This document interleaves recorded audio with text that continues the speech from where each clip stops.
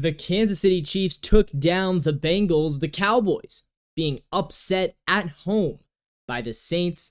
Also, some more upsets. The Cardinals, Buccaneers, a lot of upsets happening in the NFL. Aaron Rodgers gets his first true win as the New York Jets starting quarterback, and it's 2 more weeks to go in the MLB season. We have power rankings for you. This is Coast to Coast Sports. My name is Levi. Welcome back to the show. I want to start with Bengals Chiefs. Look, let me walk you through it. How many times have you been in this scenario? How many times have you seen this happen on TV, live on television? It's 4th and goal, or it's 4th and, whatever. And the team with the ball needs to score to win. They're down, let's say they're down by 5. They need a touchdown to win. Last play of the game, 4th down, heaves it to the end zone, and there's a contact, and the announcer even says, looks like there's contact there, but the refs don't call it. Game over. And what do the announcers say? They say, you can't put that in the hands of the announcers. You gotta let it play out. On the last play of the game, on a last-ditch attempt, which is what it is. I mean, it's a 4th and long, or it's a 3rd and long, Hail Mary kind of a situation. You have to score to win. You cannot call a penalty there. That's what the announcers always say, right? You hear it all the time. They say, you can't leave this to the announcers. You can't put this in their hands. Yes, there was contact, but we have to let it play out. How many times have you heard that? I mean, I've heard it so many times. But not when it comes to the Chiefs, no. The Chiefs get the call, as they always do. And that's exactly what happened. To be fair, it's not the exact scenario, but it's pretty much the same scenario that I'm given, right? It's not that they needed to score, but it was a 4th and 16, and they needed 30 yards to kick a field goal. 4th and 16. It wasn't a Hail Mary per se, but it was about the same thing. Mahomes threw into double coverage, but of course, he got the call. And I'm not saying that the Bengals didn't commit a penalty there. They did. It was a penalty. But what I'm saying is the Chiefs might be the only team in the league who gets that call.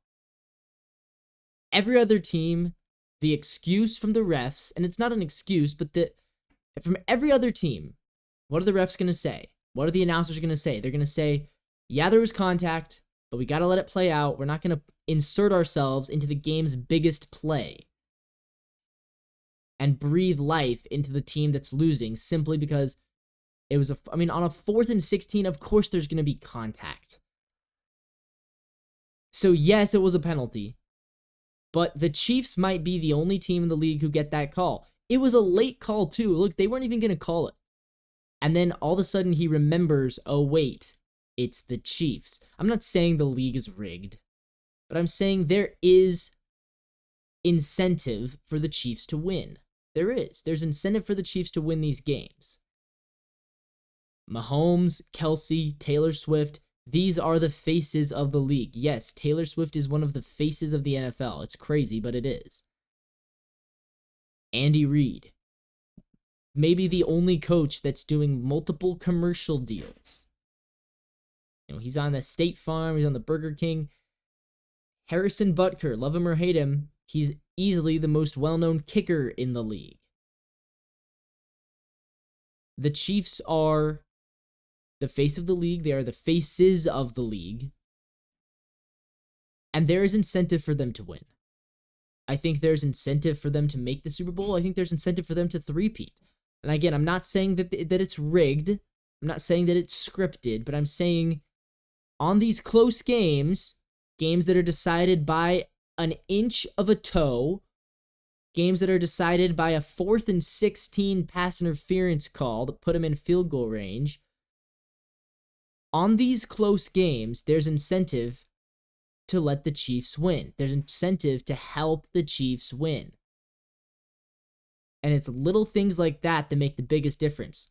If not for a penalty and a toe, the Chiefs could be 0-2. Instead, they're 2-0, and they just took down two of their biggest AFC contenders. From here, the Chiefs' schedule gets remarkably easy.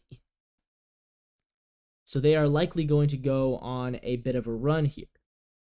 I'm pulling up the Chiefs' schedule right now. But for the Chiefs, they just took down the Ravens and the Bengals. And again, speaking of, it played very much into their favor. They get the Ravens and Bengals weeks 1 and 2 at home in front of their audience. Ravens on primetime.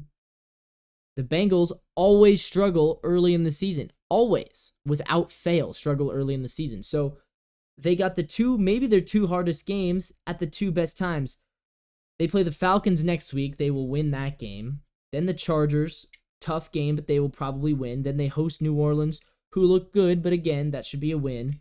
And then the 49ers, who just got upset by the Vikings, that'll be their big test on the 20th. After that, Raiders, Buccaneers, Broncos, Bills, Panthers, Raiders, Chargers. It's not the easiest of schedules, but they're going to win. If they beat the Falcons, Chargers, and Saints, they're going to be undefeated going into that matchup at San Francisco.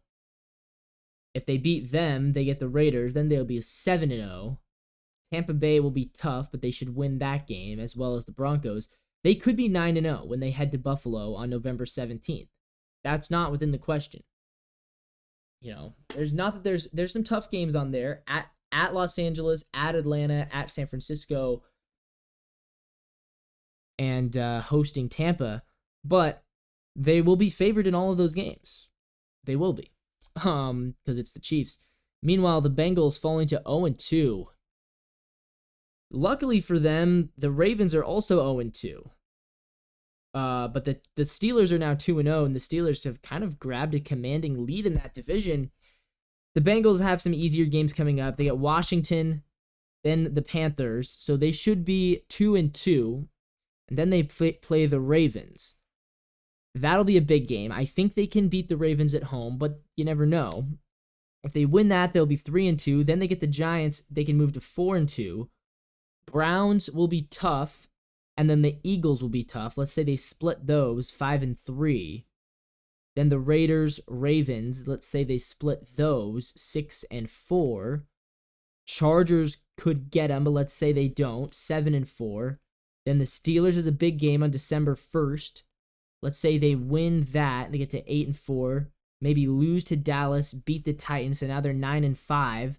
Beat the Browns, get to 10-5. Beat the Broncos, 11-5, and then the Steelers in the final week of the season could be for the division. But I think they lose at Pittsburgh, so I feel like this is an 11-6 team at best, and that's still, I'm giving them a lot of victories here, but again, I think they can win a bunch of games coming down here, and I think they do. They have to beat the Commanders next Monday. They have to beat the Panthers the week after that.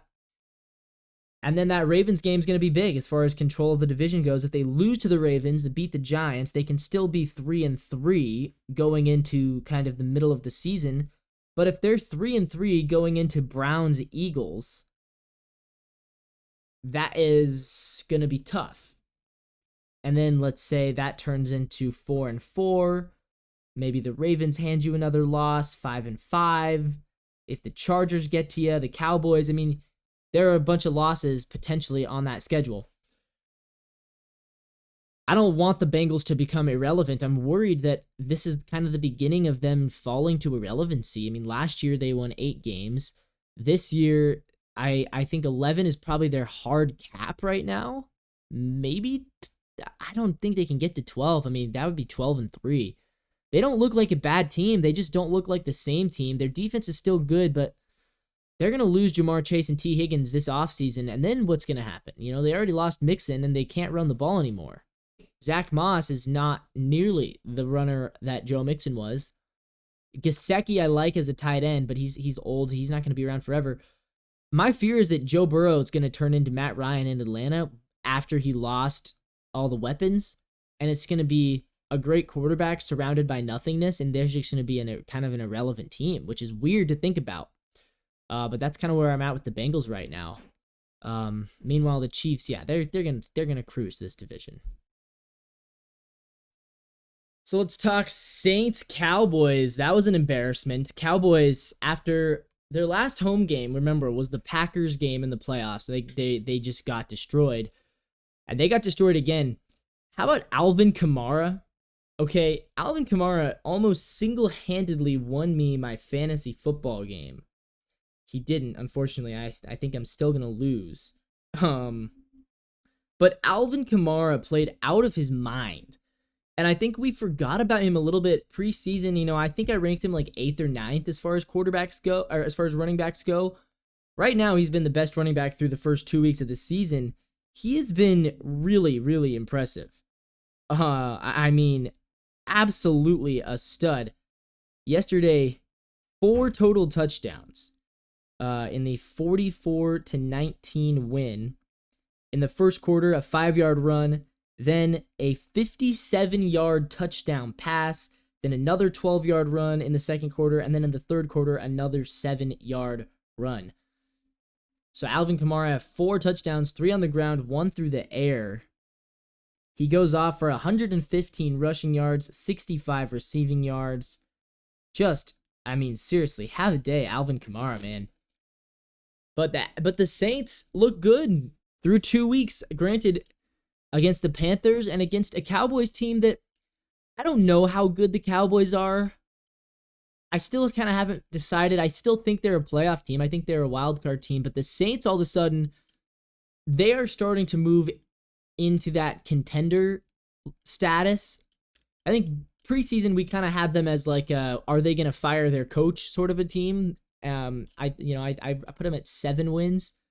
Last year, remember, I was all in on the Saints last year. I thought they would win that division. And I held on till the bitter end until about week 15. I had them winning the division, and they finally ended up losing that game to the Bucs, and it, went to Tampa. But I was always a believer last year in the Saints, but it never happened for them. But I think we forget this is still a talented roster. Chris Olave is good, and Rashid Shaheed is a real talented player at wide receiver. He's a truly talented player. But the defense held firm against Dallas. I did not like the way Dallas played. I thought Dallas was not aggressive enough. Dak struggled mightily. Derek Carr looked good. Again, we forget about Derek Carr. I ranked him at 10th in my preseason quarterback rankings, and people thought that was, too high. But I think what we forget about Carr is that when things are going well, he's a good quarterback.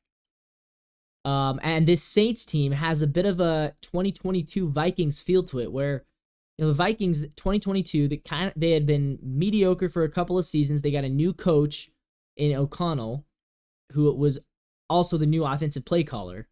Veteran quarterback with Kirk Cousins. They had a good run game with Dalvin Cook, good weapons, Jordan Addison, Justin Jefferson, TJ Hawkinson. They won 13 games. They went 13-4. They ended up losing in the playoffs. But when things were going well, and it was a weak division. It was a weak division with, Rodgers last year in Green Bay, Jared Goff, and the Lions hadn't really figured it out yet, and the Bears with Fields. And the Vikings ran away with that division, and they scored a lot of points. They had a good defense, and everything was going well. And when things are going well, Kirk Cousins is a good quarterback. And it kind of reminds me of this with the Saints. A veteran quarterback in Derek Carr who is good when things are going well. Good run game with Kamara, veteran back. Good weapons, Chris Olave, Rashid Shaheed.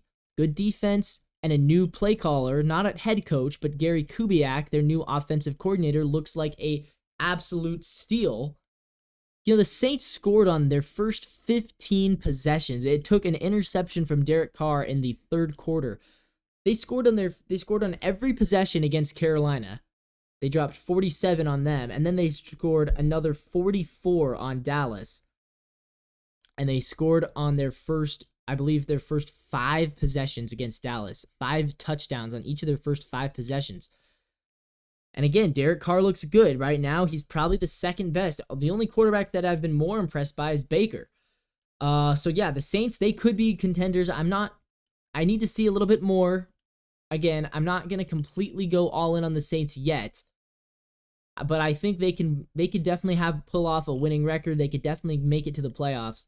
I'm not going to say that yet. I'm going to say 8-9 right now. I initially said 7-10.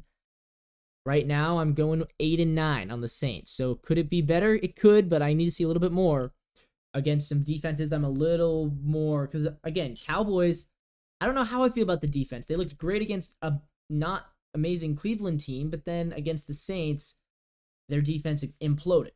But let's talk some Cowboys. Dallas needs to figure it out, obviously. If the Eagles win tonight, there'll be a game back. They, of course, would be rooting for Atlanta. And the Saints, of course, will be rooting for the Eagles. But the Cowboys, obviously, you pay Dak, you pay Micah Parsons, you pay CeeDee Lamb. This is a year that you have to be good. Like you can't fall apart, especially not this early in the season. Next week they play the Ravens. Tough game. They could lose that game. Giants, they should beat. Steelers, I think they should beat. But then they have a gauntlet. Lions, Niners, Falcons, Eagles, Texans. That's a 5-game stretch where I think 3-2 is your best bet. So let's say you lose to the Ravens, fall to 1-2, beat the Giants and Steelers, get back to 3-2. Then you go through that 5-game stretch. Now you're 6-4. Then you can beat the Commanders and the Giants, get to 8-4. Bengals, let's say you lose 8-5. Beat the Panthers 9-5. Bucks could get you. Eagles could get you. Let's say you split those 10-6 and beat Washington to go 11-6. So again, 11-6 is on the table for the Cowboys. But again, that's requiring you to beat some good teams in there. Dallas has to prove they can beat some good teams. I didn't see it from Dallas this weekend. I saw a Cowboys team that looked lifeless. 44-19. They struggled in the second half. See, there's the kick to make it 35-16 at half. In the second half, they only scored 3 points. And the Saints defense was all over them.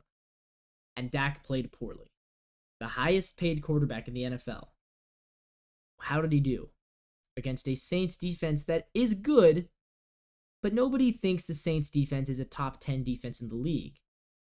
Dak Prescott, 27 for 39, 293 yards, 1 touchdown and 2 picks. And they couldn't score. How about Tampa Bay? They beat the Lions. I'm not worried yet about the Lions. I think they still are going to be good. I think they're going to improve as the season goes on. And I still have the Lions as my Super Bowl team. But how about Tampa? Man, Baker Mayfield, all of a sudden, is he a top 10 quarterback in the league? How far are we going to go here? Through the first 2 weeks of the season, Baker Mayfield, I need to pull up his numbers because he's been the best quarterback in the NFL so far. Of course, it's only week 2.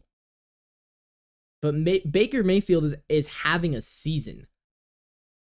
And Chris Godwin, he may have, I don't know, I can't tell if they're kind of doing a replacement thing, but right now, Godwin looks like the better of the 2 receivers of Mike Evans. They've both been good, but Godwin looks better.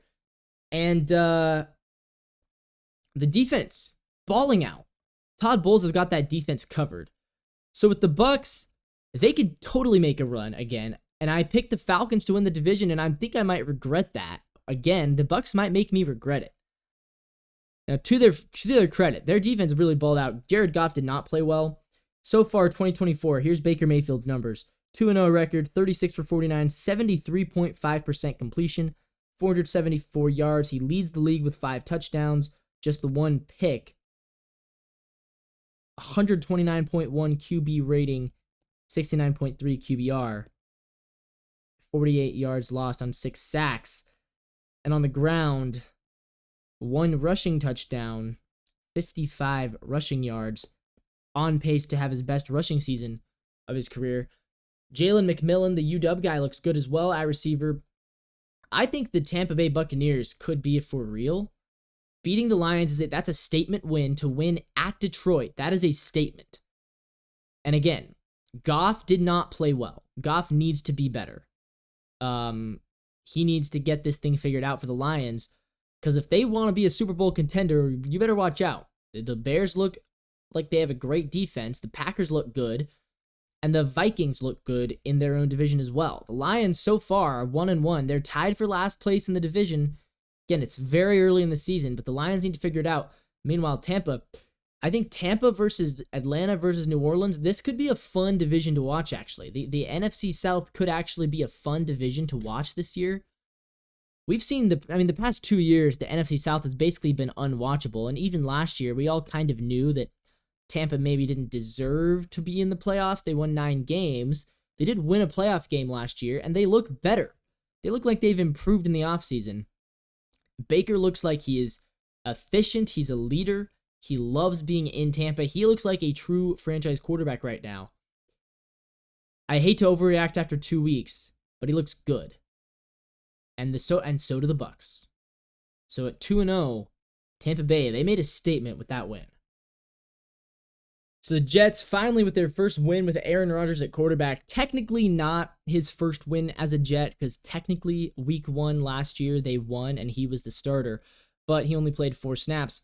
So his first win as their starting and finishing quarterback, Aaron Rodgers.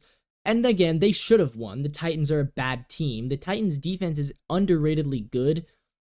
The Titans, they gave him a fight. They were tied 17-17, but the Jets and Rodgers, they moved down the field and won the game in the end. Rodgers really came alive in the second half. The first half, I was like, whoa, Aaron Rodgers can't move the ball against the Titans? Like the first 4 drives, I think he had like 13 passing yards. It was terrible. And then he kind of came alive in the second half, and he threw a couple of touchdown passes, and he looked like he's coming together. He looked like it's starting to come together for him.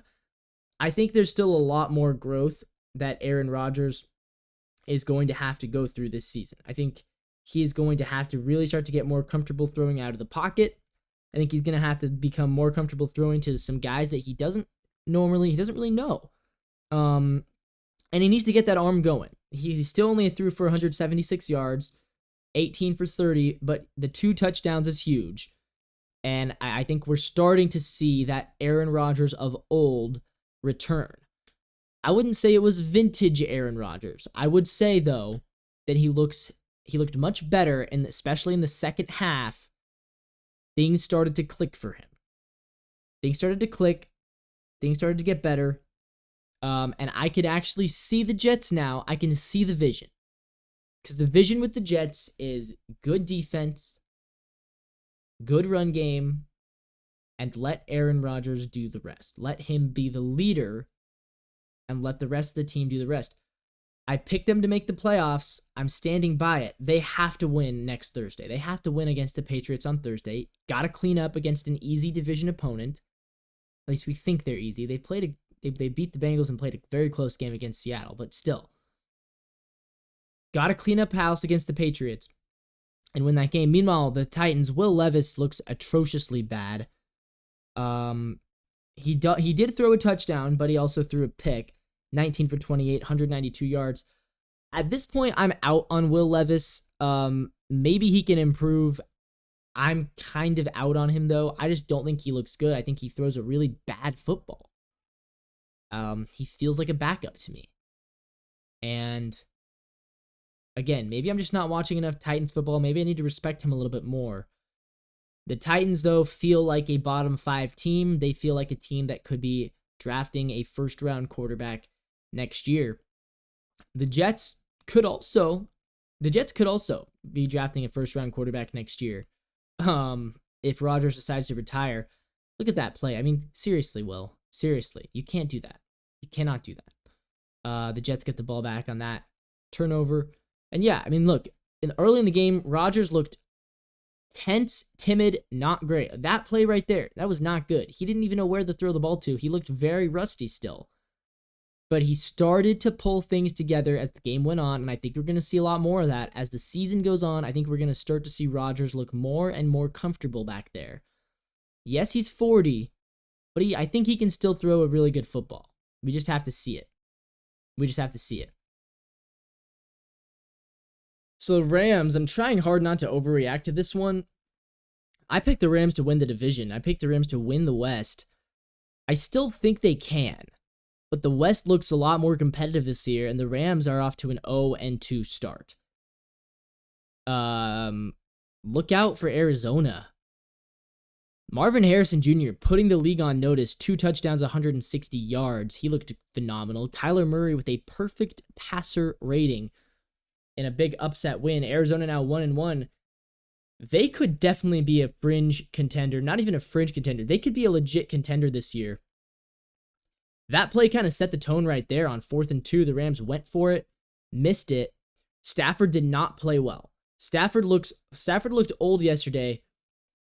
And the Rams, of course, the Lions losing to Detroit at Detroit is an excusable loss. Losing at Arizona is a little bit less excusable. And the Rams got to pull themselves together, or else this could be a long season for them. And Stafford needs to play like a top 10 quarterback for them to be good. Cooper Kupp got hurt, to be fair, didn't have the receivers, but that shouldn't be an excuse. The Cardinals are not meant to be that much better. If you lost close to the Cardinals, I'd be a little bit less worried about the Rams. They got blown out by the Cardinals, and it was never even a game. The Rams just looked uncompetitive. 41-10 was the final. So I think for the Rams, they got to get healthy. Obviously, Kupp and Puka Nacua both now are hurt, so the wide receivers are not there. But Stafford has thrived with worse weapons than that. I mean, they still have Tutu Atwell. I think they're going to get Tyler Higbee back soon. And you got to lean on the run game. Let Kyron Williams do his thing. Let Blake Corum do his thing. Let Ronnie Rivers maybe get some action as well.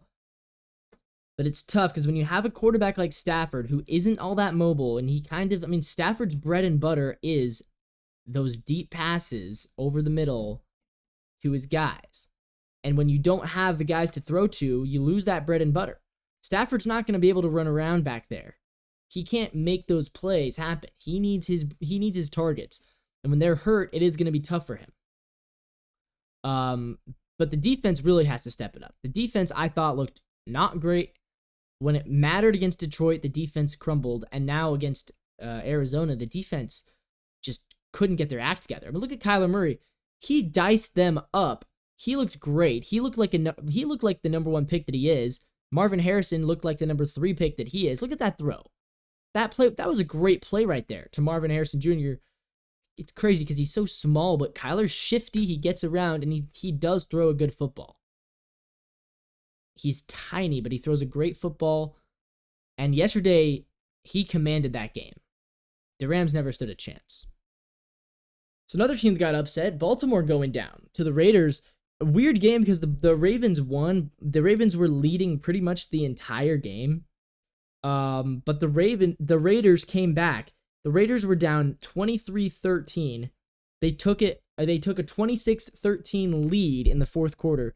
Gardner Minshew leading them to a 13-point fourth quarter. That was craziness. Can we talk about Gardner Minshew for a second? 30 for 38, 276 yards, 1 touchdown, 1 pick. That's not giving him enough credit. Those 2 field goal drives in the fourth quarter that he led were very impressive. I think he saw something. He was 11 for 13 in the fourth quarter with a touchdown pass. And it's funny because Minshew, for what it's worth, I don't think he's a great quarterback. Right now, he's in the top 10 in the league for passer rating through 2 weeks. And I was kind of wondering if, were the Raiders tanking maybe? Because it's hard for me to take a team seriously when they name Gardner Minshew as their starter.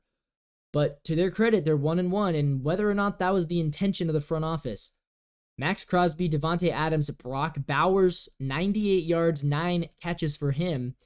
Devontae went over 100. Max Crosby had a great game defensively. There are some playmakers on this team. There are enough good players on the Raiders that they're going to win some games. Now, they might only win 5 or 6, but they're going to win some games. They're not going to be in contention for a number 1 pick. But I think this game says more about Baltimore than it says about the Raiders, because I think the Raiders are kind of who we think they are. They're not a great team, but they have some playmakers. Minshew is going to have his moments. They're going to have some magical wins, and they're going to have a lot of losses where Minshew throws picks and they lose to good teams. They're probably a 6-11 team when it's all said and done. Maybe 7-10, maybe 5-12, somewhere in that range. But this loss to me says more about Baltimore and their ability. They did not look resilient. In that fourth quarter, they fell apart. And after losing very close to the Chiefs, the loss to the Raiders, that's a bad loss. And again, I want to mention this. Last play of the game, Ravens had 7 seconds left. They needed about 30 yards to get themselves into field goal range. Lamar throws a jump ball to Isaiah Likely. Totally could have called a flag on the Raiders there, but the refs did what they normally do. They let it play out. Not like the Chiefs, who get every call in the world. And again, an example of every team besides the Chiefs doesn't get that call. The Chiefs are the only team in the league that gets that pass interference call on 4th and long with the game on the line. No other team gets that call, even if there was contact, even if it was a valid penalty. 90% of the time, as we saw in this very game with the throw to Likely, 90% of the time the refs are going to let it play because they don't want to insert themselves into the biggest play of the game. But with that being said, Tucker missed another kick. Justin Tucker did. That's becoming a real problem for them. Baltimore, after going 14-3 last season, they've lost 3 straight dating back to the playoffs. This is a problem for them.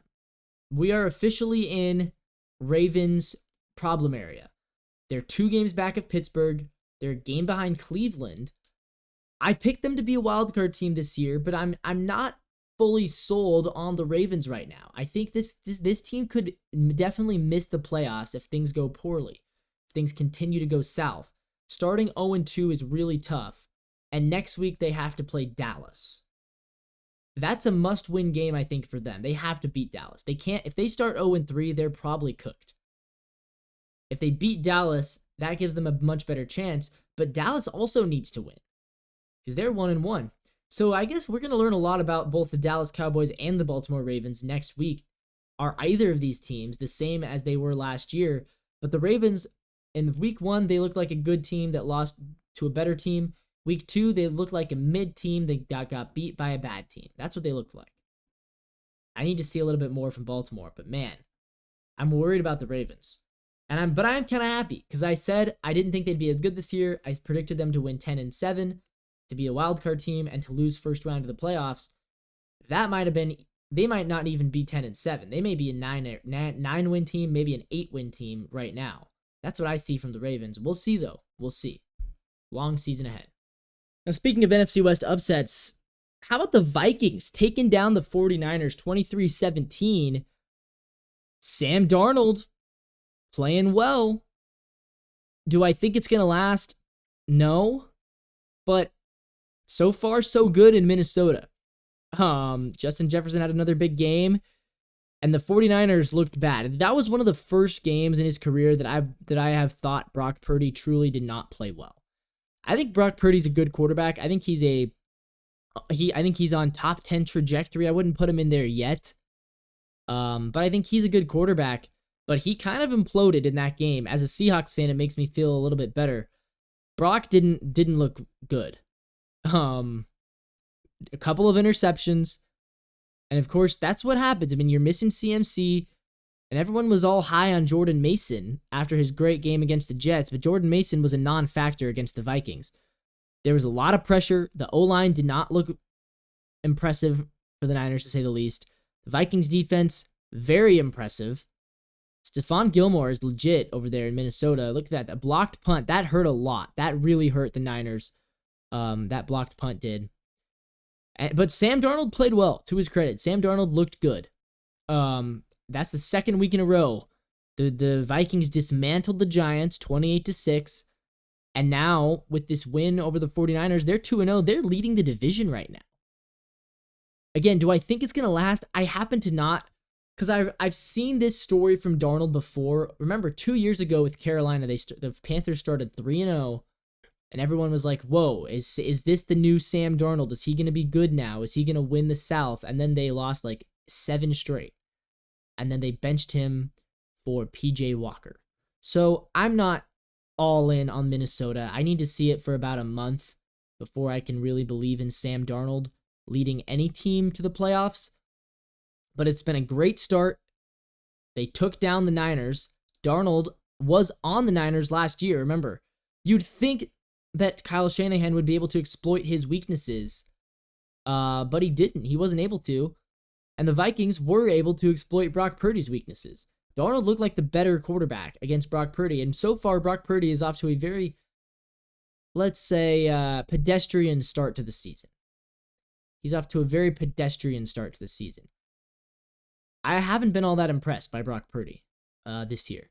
Maybe it's because he doesn't have CMC. Maybe it's because he's had some banged up receivers. But that was always the argument against him, right? It was without his great weapons, he's not going to play as well. And that argument kind of got proved right yesterday. So we'll see how Purdy does. We'll see what he's able to accomplish. But look at that. 97-yard touchdown to Justin Jefferson. Look at this. Come on, man. Come on. Niners, how do you not stop him? Crazy. He's so good. I mean, Justin Jefferson. Could Justin Jefferson make Sam Darnold into a competent-looking quarterback? That's very possible. And that's what makes him the best wide receiver in the NFL, because there's no other receiver that could elevate Sam Darnold. I don't think so. Not even Jamar Chase, I don't think.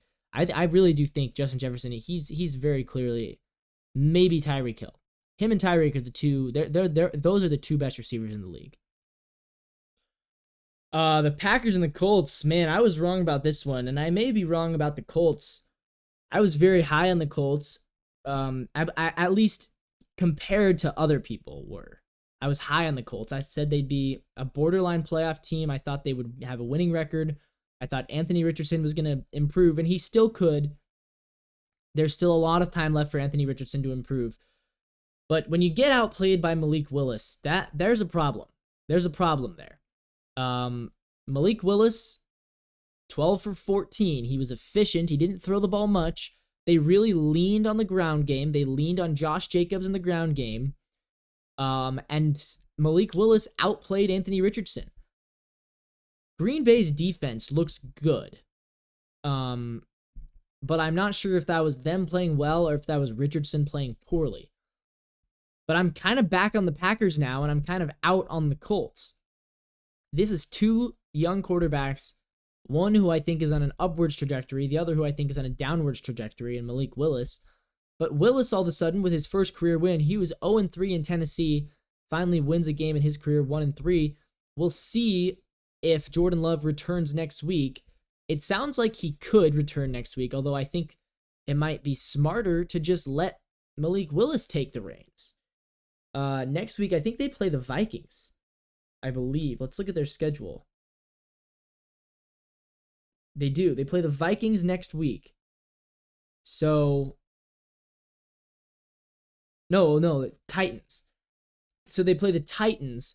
Yeah, oh yeah. I'd let Malik Willis play against the Titans. His former team. I think Malik Willis could beat Will Levis, which would be ironic because Will Levis beat him out for the starting spot there. But I think they should sit him against the Titans and then bring back Jordan Love either at home against the Vikings or at LA. But we'll see what they do. If Love is healthy and he plays against the Titans, that would be a nice little kind of an easy game to get him going.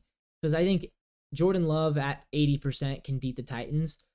But if Jordan Love's the other idea is don't let him re-aggravate it, sit him for one more week, and then get him out there against Minnesota in a much more important divisional game against a sneaky good Vikings team right now. But yeah, Packers look good. Colts need to start improving and fast because they're now 2 games back of the Texans. The good news for them is the AFC has a lot of 0-2 teams, right? Look at the AFC wildcard contenders. Bengals are 0-2. The Ravens are 0-2. The Jags are 0-2. So there's a lot of the kind of contending wildcard teams in the AFC that we think are going to be good are 0-2. Season's not over for anybody yet, obviously. But the Colts, they do need to get their act together. And quickly, I think. Because if they want to, Anthony Richardson needs to play better than he did. He needs to. I mean, there's no excuse. Richardson, yesterday, 3 interceptions and 50% completion. Have to be better than that to beat Malik Willis. And I think he will improve. I think he will get better as the season goes on. But man, I need to start seeing it from Richardson. The talent is there. The big plays are there. But he just didn't look all that good. 3 picks cost them the game. I mean, the interceptions is what cost them the game. All right, let's talk the rookies. Sunday Night Football, Caleb Williams. Again, did he play well? No. 2 picks, no touchdowns. He did throw for some more yards. He had a good first quarter, but things fell apart for him once the game got going. He didn't look good. CJ Stroud, meanwhile, plays well again. And I think CJ Stroud right now may be my early season MVP favorite. Because he's looked good. He looked good against the Colts. He looked good against the Bears. And the Bears have a good defense. The Bears held them to 19 points, which is impressive. Because I thought CJ Stroud played a lot better than 19 points.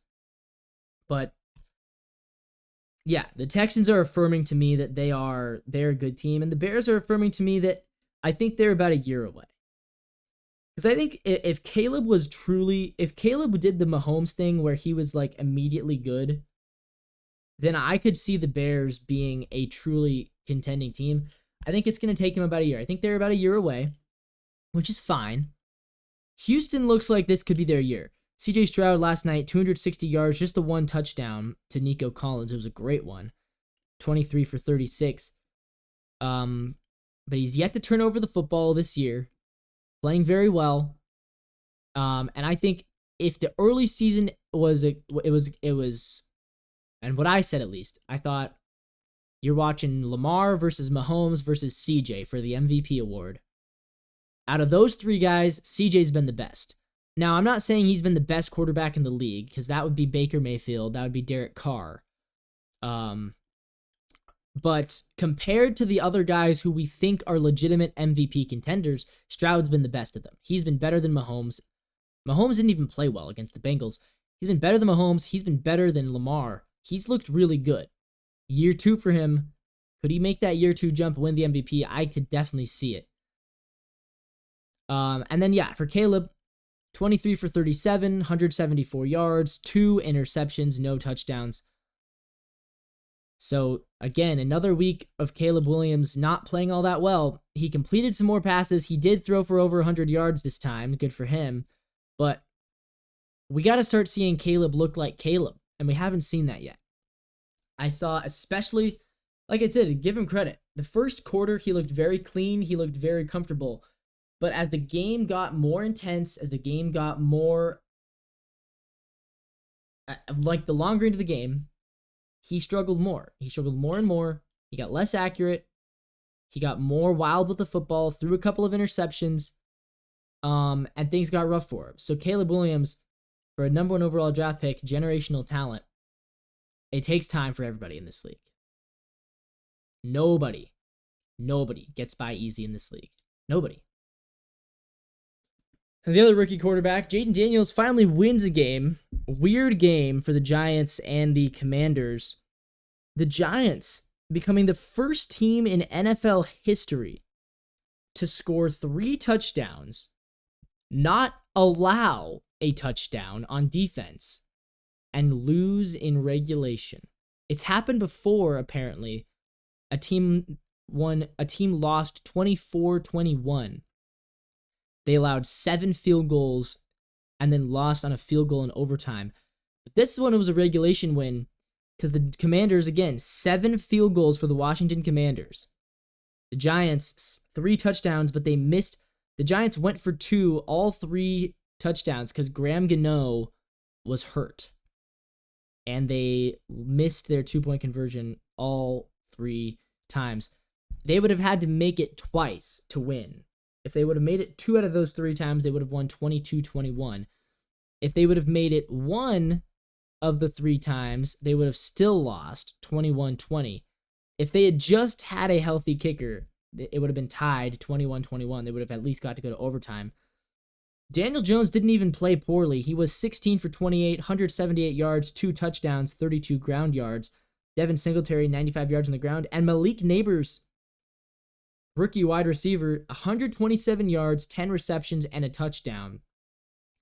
These two teams always play weird games like this because neither of them are all that good, and neither of them have been good for a while. But the Giants looked competitive. They looked much better than that loss to the Vikings. Meanwhile, Jaden Daniels, 23 for 29, 226 yards, no touchdowns, but no picks, doesn't give the ball away. 44 ground yards on 10 attempts. And a lot of credit to the Commanders' kicker. Austin Seibert was 7 for 7. And that's who won them the game. I mean, Austin Seibert is really the MVP of this game. Jaden Daniels gets his first win in the NFL. NFL rookie quarterbacks now 2-4. I'm not sure how to feel about the Commanders. I think they could be competitive. I don't think they'll be a winning team. I think they can at least be competitive and win some games against bad teams, especially later on in the season. And yeah, the Giants didn't look terrible. But again, that might just be because the Commanders aren't that good either. So it's hard to really make a judgment on these two teams because when they play each other, neither of them look all that bad. And then they play other teams and it's like, whoa, these two teams suck. But the Giants, man, got a feel for them. 3 touchdowns, but they failed to win the game because they didn't have a healthy kicker. Sometimes, I mean, it's just, it's a lot. It's bad luck. It really is. It's bad luck. All right, let's switch gears here. Let's go to the MLB. Power rankings time. Number 30, the White Sox. They've been pretty much last place the entire season. The only thing left is, can they break the all-time loss record? I think they can. 35 and 115. Marlins dropped to 29. Rockies up to 28. They switched places. Doesn't really matter. The Angels have been eliminated. So have the A's and the Nationals, and they stay the same. The Texas Rangers fall 3 spots. They're 4-6. Their last 10, they just lost 3 straight to the Mariners, 71-79. They will be eliminated soon. Pittsburgh at 23. They stay at 23, 6-4 in their last 10. And then the Giants, they drop 2 more spots. They are officially out of contention at 72-78.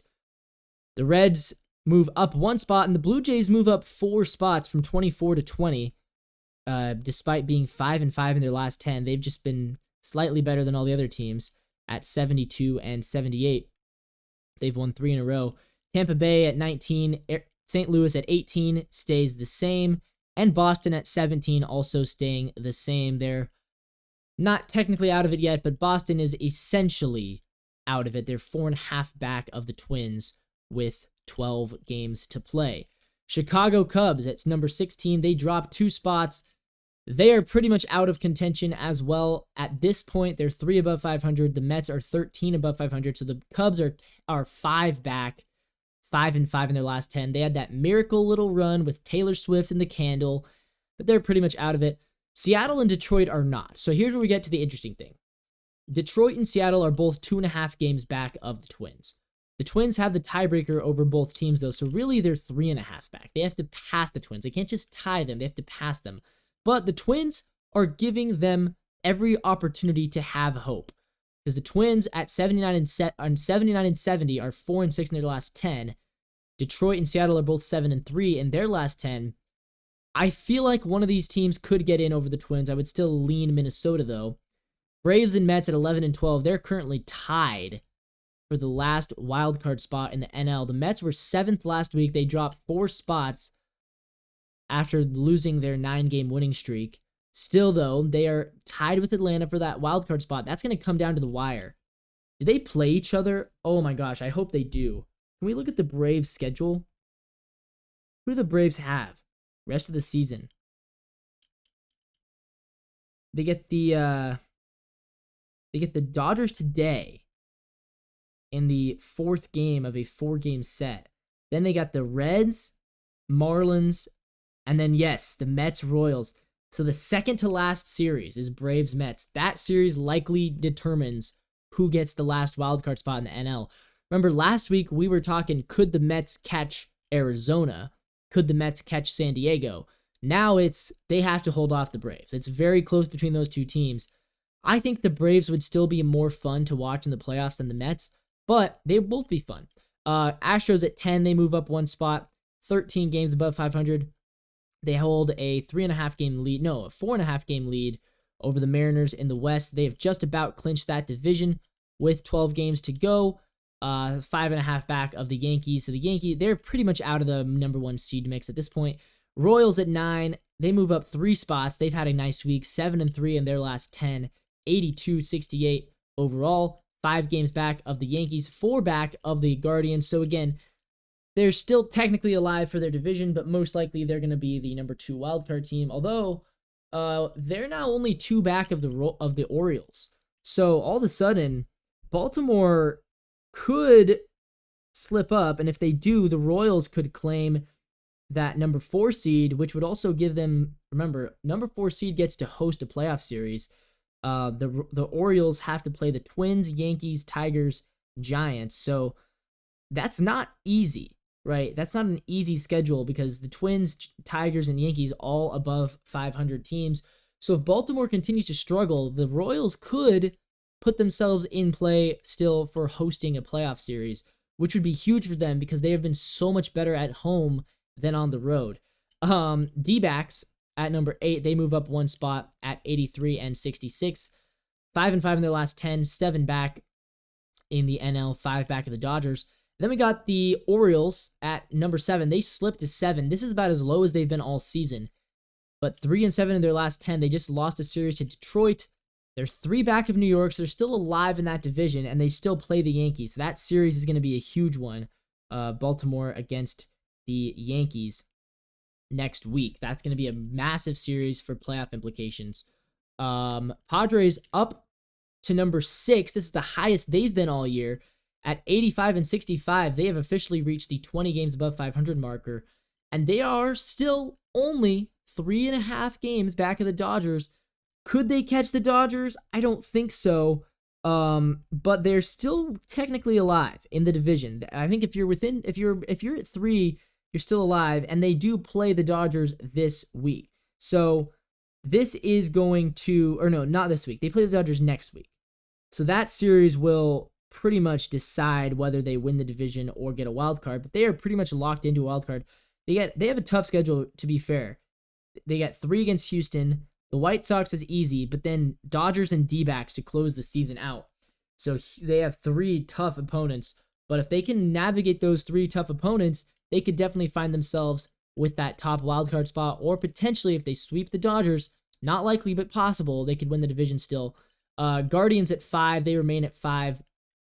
They're a game back of the Yankees for the AL number 1 seed at 86-64. Brewers fall us 1 spot to 4th place at 23 over 500 still. They ran away with the NL Central. Yankees, they now lead the Baltimore by 3 games. They lead the Guardians by 1 for the number 1 seed. They are trying to clinch that number 1 seed. Aaron Judge, 53 home runs. They are 87-63. They move up a spot. Dodgers at number 2 remain at number 2, but the Yankees might catch them now. Dodgers are now 2 games back of the Phillies, and the Phillies, of course, at number 1. First team to 90 wins, the last team to 60 losses. The only team that is more than 30 games above 500, the Philadelphia Phillies, the number 1 seed in all of baseball and the number 1 team on my power rankings.